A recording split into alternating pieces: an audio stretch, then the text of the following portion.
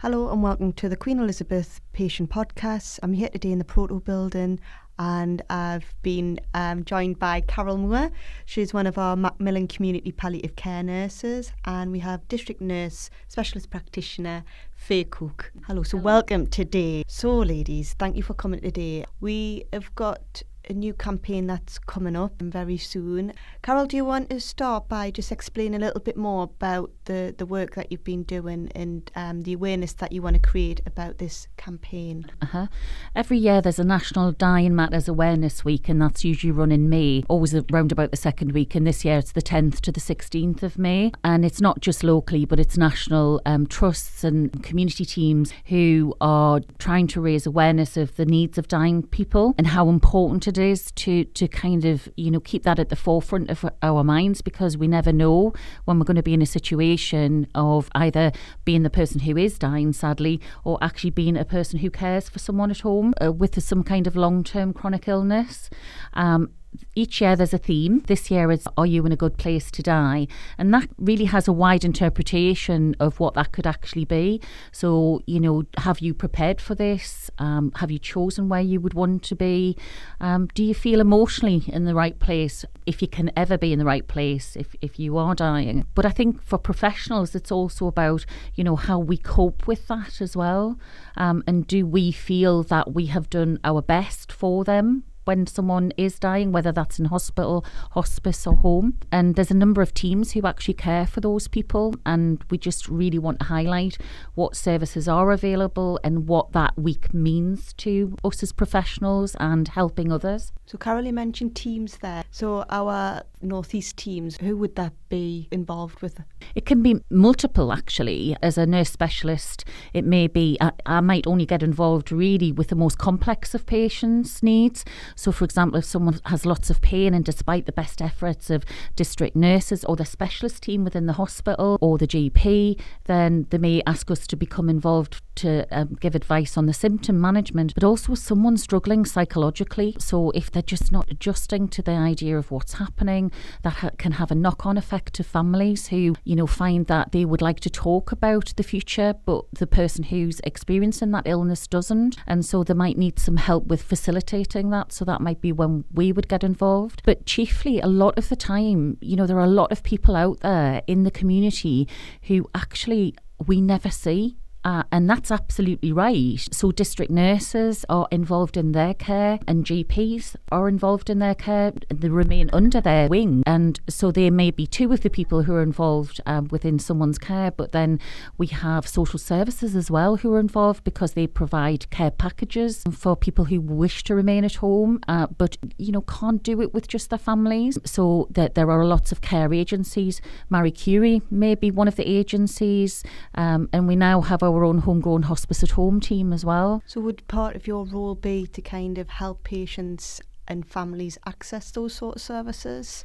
Yeah, it would be, but you don't need me to necessarily do that, for someone. So, for example, if someone is very much at end of life, they may require a package of care, and that may be all they need to help support and give support to families. But district nurses can access that care. It's just a matter of filling out the right forms, if you like, to be able to go through the right avenue to get the care in quickly. So I wouldn't necessarily direct that, but I might suddenly, when I've gone to see someone, I might think, actually, I think they are dying. And because sometimes it is difficult when you know someone so well, you might not actually see those changes. Sometimes a different set of eyes come in and go, yeah, I think they are dying. And then I can facilitate some of those conversations. And then hopefully we work together to get those. So it's very much hand in glove together, yes. You and Faye, in the way that you work. Faye is part of the district nurse team. And why do you think that the campaign's so important to highlight? Well, it's about recognising what is in the community and what we can offer as district nurses. I think a lot of when people, think about dying, they think about going to hospital or hospice, not just the person who's dying, but also the family. They don't think about what is available at home, making that a preferred place of death, being at home, because they don't realise that we have the services that both a hospital and a hospice setting can provide. We can provide that in the community as well. Do you help to facilitate that choice, really? Yes, absolutely. We can facilitate anything. We can, organise equipment in the house to make that easier. We can facilitate care companies to come and provide personal care. As Carol's just said, sometimes we don't need Carol, or sometimes we don't need Carol's services. But I know that if, I go into a patient's house, I'm struggling, my nurses need extra support, I know I can just ring up Carol and say, Carol, you mind doing a joint visit? Just cast your eyes if anything you can think of,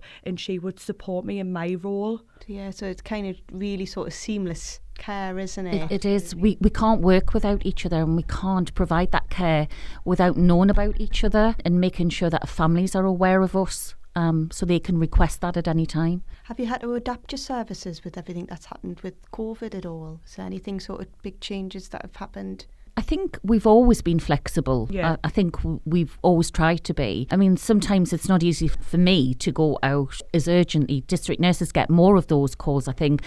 We used to call them crisis calls, but they're not really. They're kind of planned or unplanned. And we do a similar kind of thing where we have planned visits, but then sometimes we do need to go out because someone's rapidly deteriorated. And we may need to go out and do an urgent visit with the district nurses to kind of advise on symptom management. Obviously, some of my colleagues do prescribe as well.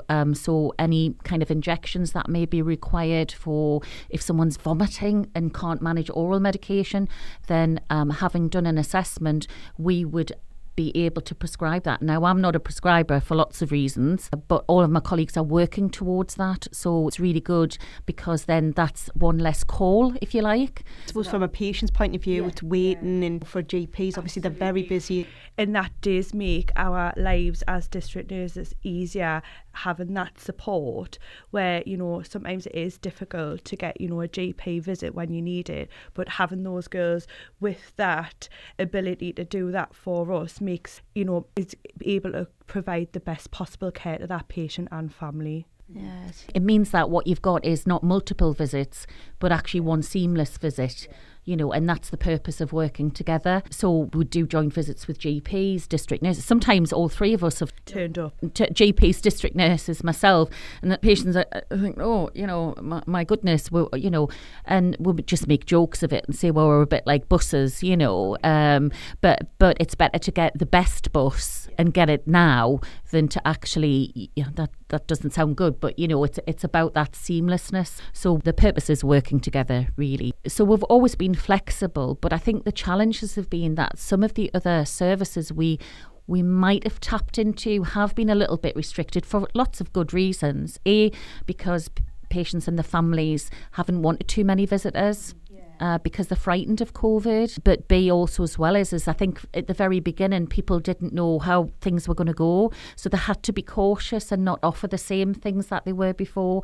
But that's opened up as the year's gone on, so there's more virtual things that take place now for those who can manage the virtual stuff. So for example, sometimes it's about a telephone contact, so we might have previously used the Marie Curie befriending service, which was like a face-to-face service for, it's not quite companionship, but it's not quite that physical care. It's support. It's more of a like kind of getting to know who that person is and talking about their life rather than actually about their illness. But that hasn't been always possible, but what they have been able to do is do telephone contacts or like a video kind of, I'm not really tech savvy, but those kind of portal contacts, so that they're breaking some of that isolation. And also as well, we use day services, but all day services initially closed. So all the things we would have done for, say, complementary therapies, we've had to kind of think about, well, how could we access these, but in a different way? And then that's been a lot more conversations, I think, about, doing that. So, Carol, we've had to diversify, and I imagine a lot of the campaign that you have with the Dying Matters Awareness Weeks will be raising a lot of how you've done that. Just to kind of sum things up, but how would you, if you've got a patient or a relative, somebody that's currently dying and coming to end stages, what would your advice be? It's important that we get out there, that patients and families know that we can provide a good death in the community, and that everything that is in a hospital or hospice setting, we can provide that in the comfort of their own home with their loved ones around them. And it's important that they know that, and that can be accessed at all times. It's not just a 9 to 5 job where 24 hours of a day we're, you know, a phone call away from any help or advice that is needed. So it's important for families and patients to know that that is available in the community, in the comfort of their own home. So we have got obviously a very good service out there. If patients want more information, Faye, they can tap into the Queen Elizabeth's Gateshead website, and we are on Instagram, Facebook, Twitter. So there's going to be a hive of activity over that week. So we can raise the questions and open the conversation that needs to happen and occur with this campaign. The other thing to add on, Caroline, is that on the 13th of May, there is a virtual event, which is via Teams. It's from 10 till 2, and we'll have a number of speakers throughout that day. Someone from Age Concern, someone from FACT. One of my other colleagues, Dawn Owen, is on that. Dawn O, the nurse consultant, is on that. And then between 1 and 2, there's like a question and answers forum. So that on that day, there is a virtual event where staff can kind of tap in, ask any questions that they want of those services that are, you know, part of that. And specifically in the last hour, there'll be questions and answers from us palliative care people.